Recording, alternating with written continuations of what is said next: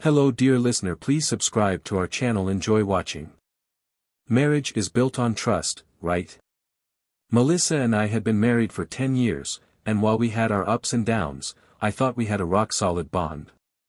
That belief carried me through the late nights, the occasional arguments, and the quiet stretches when life felt more like a routine than a romance. It was during one of those quiet stretches that I noticed something strange.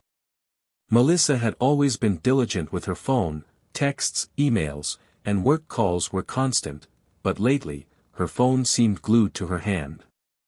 She'd angle it away from me, shield it with her body like a teenager sneaking texts in class. It didn't sit right.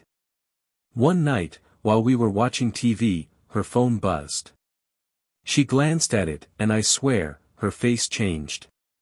Not dramatically, but enough to catch my attention. "Who's that?"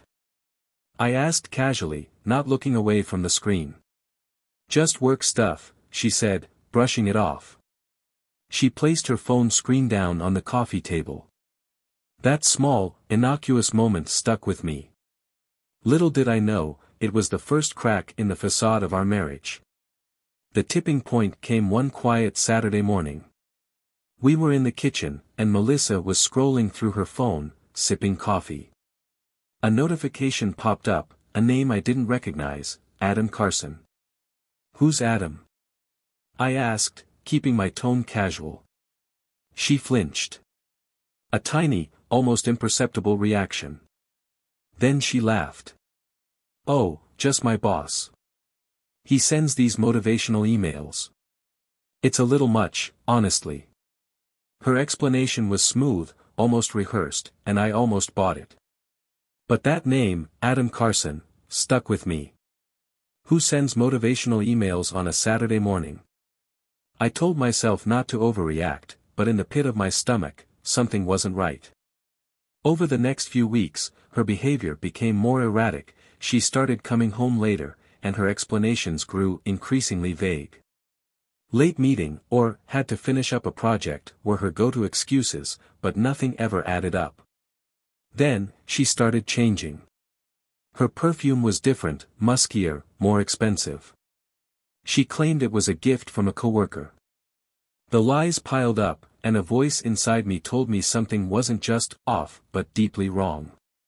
The opportunity to confirm my suspicions came one weekend when Melissa claimed she had an all-day strategy session at her office.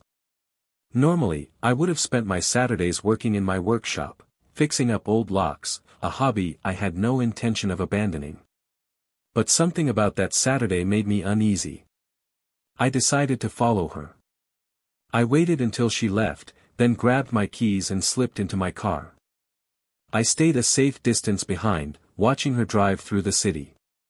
She took a turn into the parking garage of a luxury high-rise.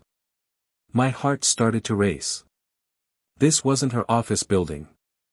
I followed her into the garage, parking on a different level to stay out of sight. I didn't have to wait long. Melissa stepped out of her car, wearing a tight dress I hadn't seen before. She checked her phone, then walked toward the elevators. I followed her with my eyes, waiting for the next piece of the puzzle to fall into place. Then I saw him. Adam Carson. The name now had a face.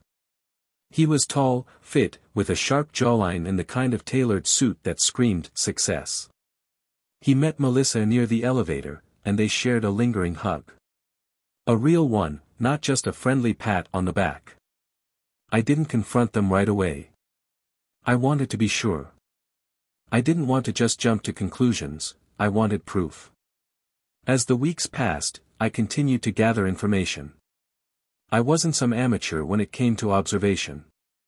I'd spent years as a locksmith, understanding the way things worked and the secrets they held.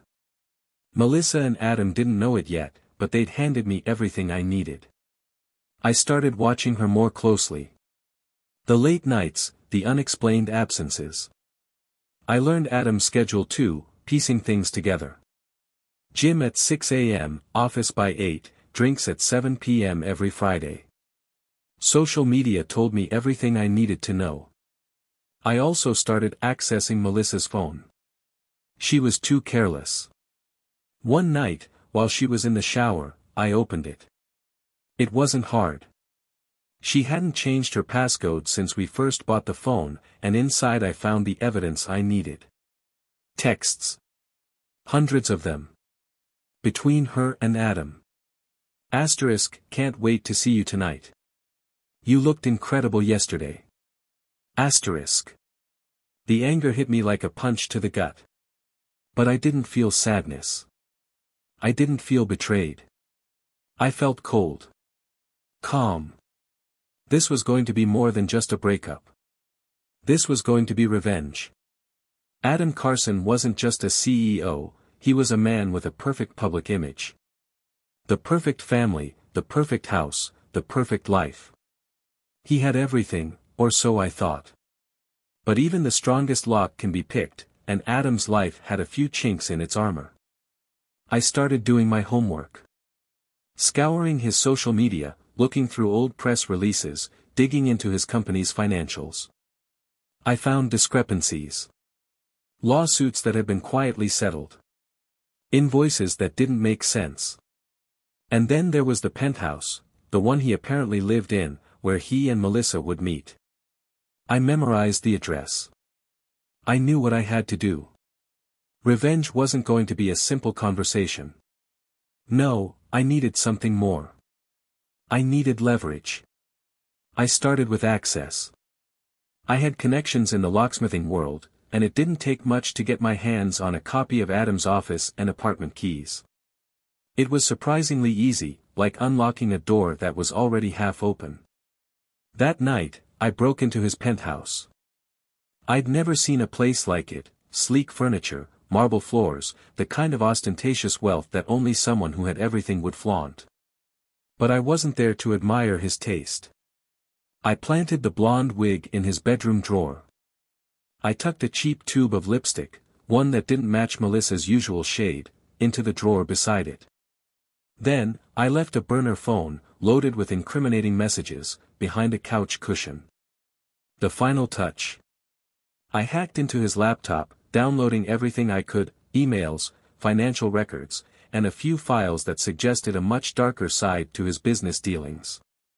I was careful to leave everything as it was, as if I hadn't been there at all. The timing had to be perfect. I waited for a Friday night, knowing Melissa would be working late again. I couldn't afford to let her suspect anything before everything came crashing down. I sent an anonymous email to Adam's wife, attaching a few choice screenshots and suggesting she check the penthouse. I also tipped off the police, claiming to have seen suspicious activity at the same address. That night, Adam and Melissa were lounging together in his penthouse when his wife arrived. She found the wig, the lipstick, and the burner phone. There was no denying what had been happening.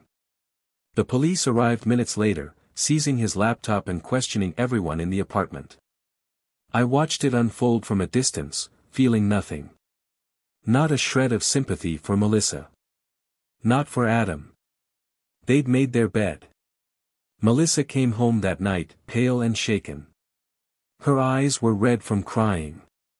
"Ryan, please, it's not what it looks like." I couldn't help but laugh. "It's exactly what it looks like." I tossed a folder of printed screenshots onto the table. This was what it looked like. I'd had enough of her lies. The next morning, I filed for divorce. Adam was arrested. His reputation lay in tatters.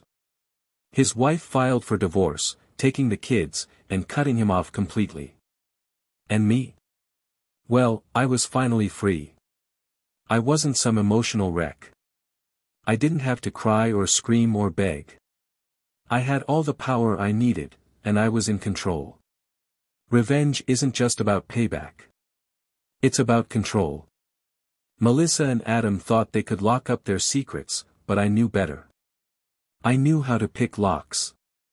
I knew how to find the truth, even when it was buried behind doors they thought were secure. And now, the only thing they could do was watch as their world crumbled, piece by piece. If you leave a comment, tell us what you think about the story you heard. It's important to us and will help us find and tell stories that you find interesting. Thank you for watching us.